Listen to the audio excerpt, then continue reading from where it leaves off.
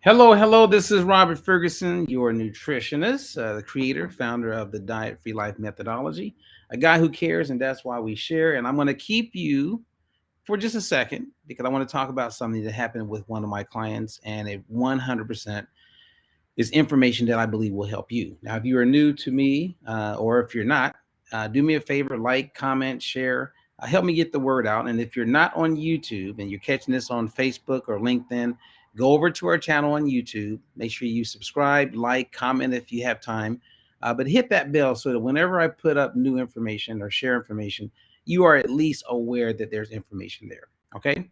Now, what I want to talk to you today about is how from the day we're born, if you ever just thought about this, one of the first things that happened, I got to experience this live twice with both my daughters, is once they were born, um, very short after being born, we took them downstairs or in another room, and they weighed them.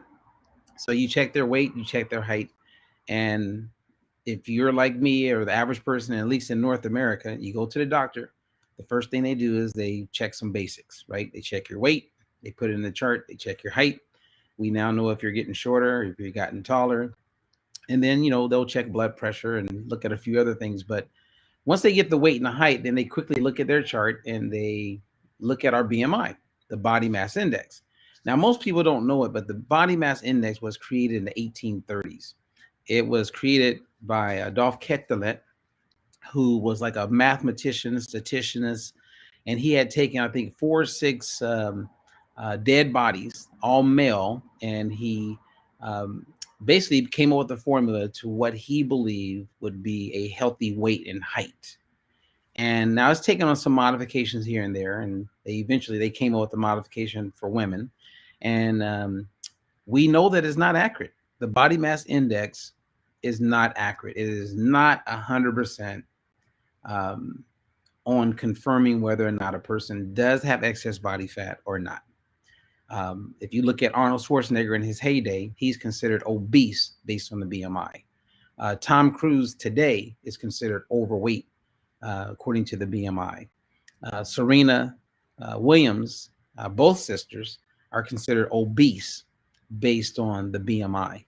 If you go to China, they have modified the BMI. It's totally different from what we experience here in the United States or in North America and other parts of the world. So I'm bringing this up because we get started with this focus on our weight, and it's not even based on the right rules. So how can we win if that doesn't make sense? But again, I've had so many of my clients tell me that once they were on metformin, their physician, their doctor says they're going to stay on metformin. Once they start taking blood pressure medication, they've been told that you're going to continue to take blood pressure medication for the rest of your life. And I can bring hundreds of people on here live, and they will tell you that they are no longer taking blood pressure medication. They are no longer taking metformin. They used to be type 2 diabetic, and they were told that that's going to be something they're going to have to manage for the rest of their life. And now today they are fully 100% no longer type 2 diabetic. So we know that the physicians aren't always accurate. And I'm not throwing physicians under the bus. They can't do it all.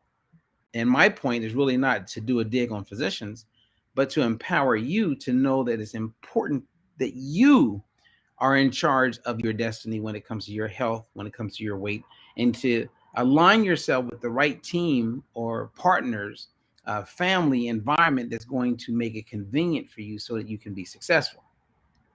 Now, what motivated me to do this quick live with you today was that one of my clients went into the doctor's office, and she was told that her calcium levels were extremely high and that she needed to keep her calcium intake to no more than 400 a day for the rest of the year.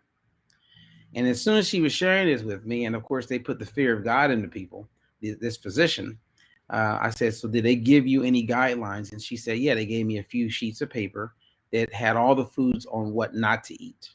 And so then I just asked her to go down the list of foods because I'm very knowledgeable of which foods are high in calcium, et cetera. And it wasn't making a lot of sense. as she was going down this sheet. And so once she was done, I said, okay, I get it, right? So if you had a cup of milk, that's about 300 milligrams of calcium. So that means you only had 100 for left for the rest of the day. Or if you ate a cup of collard greens, that's almost 300 milligrams. So you couldn't even eat 2 cups of collard greens because it's really high in calcium. But also on this list were things like avoid broccoli and avoid sweet potatoes. And I was like, that doesn't even make sense. And so I went through the list with her, and fortunately, she has me to share this information with. Because if it wasn't, um, if I wasn't in her corner and working with her, she would just kind of go with what the doctor said, right? Because when I look at broccoli, I know that a cup of broccoli is less than 50 milligrams of calcium. So why would they tell you to avoid broccoli? Or to have a sweet potato? A large sweet potato may be about 70, 75 milligrams of calcium. That is not much. But what was scary is that they didn't even really mention fortified foods. Fortified foods, meaning they've added calcium and other things to these foods before you're able to eat them, um, you're going to get a lot of calcium. For instance, I've seen a serving of tofu be over 800 milligrams of calcium. That wasn't even on the list. Think about that. So do they not know what calcium is? Who gave them that list? Where did this list come from? It's so unfortunate because I've seen this again and again and again when people find out they have cancer and then they go to a dietitian or a nutritionist to get some information. I remember this happened to my mom. She ended up going to 2 different dietitians. One was pro tofu and the other one was totally against it. And then my mom was confused. But fortunately, my mom had me. So we get on the phone and I could help my mom out. So how many moms that are going through that, or people who are dealing with cancer and really don't know what to eat, what not to eat? And if you just go with what these physicians are saying, it's like rolling the dice, right? They may be accurate, but then again, they may not be accurate. So what are you going to do? Well, in the world of nutrition, and if you're listening to me, you know me, you're a supporter, you're a fan, you're a friend, reach out to me because I'm here to help you out. You know, stuff like that. I get emails and inbox all the time with questions. I don't charge people. If I can help you by answering your question, then I feel like that was part of my ministry. That was a good deed. That was something that God's gifted me with this knowledge and understanding. If I can, you know, share that with someone and help them, hey, that's what it's all about. So my take home for you and the bottom line is don't just assume that whoever you're talking to, even me, I tell my clients the same thing. If what I'm sharing with you sounds crazy, or is like totally different than what you would expect, go Google it, or I'll provide you with the citations that supports what I'm recommending. I don't just recommend anything. I make sure that it's supported by some solid studies and research.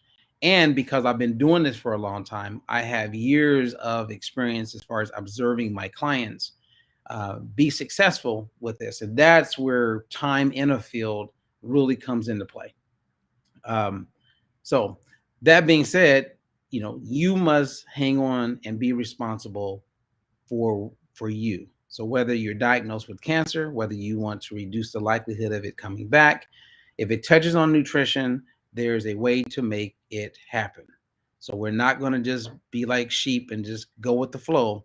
We're going to question everything. And that is how science is framed. It never settles. It's never settled. And we must keep pushing the envelope, because if I hadn't have pushed the envelope and actually really fallen in love with this way of working, I would have just stopped what I was doing in 2005 or in 2000 or in 1995. But again, I'm pushing the envelope to see how we can make things better for people. So, Lisa, I'm glad you and I had that conversation and I was there for you to help you out. We know how to eat. Just follow the Diet for Your Life methodology. Yes, there's certain foods that are very high in calcium, so we'll avoid them for now, and we'll be successful. And for those of you who have been told that you can never get off your medication, whether it's for blood pressure, metformin, diabetes, statins, Don't believe it. Don't believe the hype. I call it hype because you can, and it doesn't have to hurt. All right. So thank you guys for listening, and I appreciate you. Do me a favor and please share. And again, we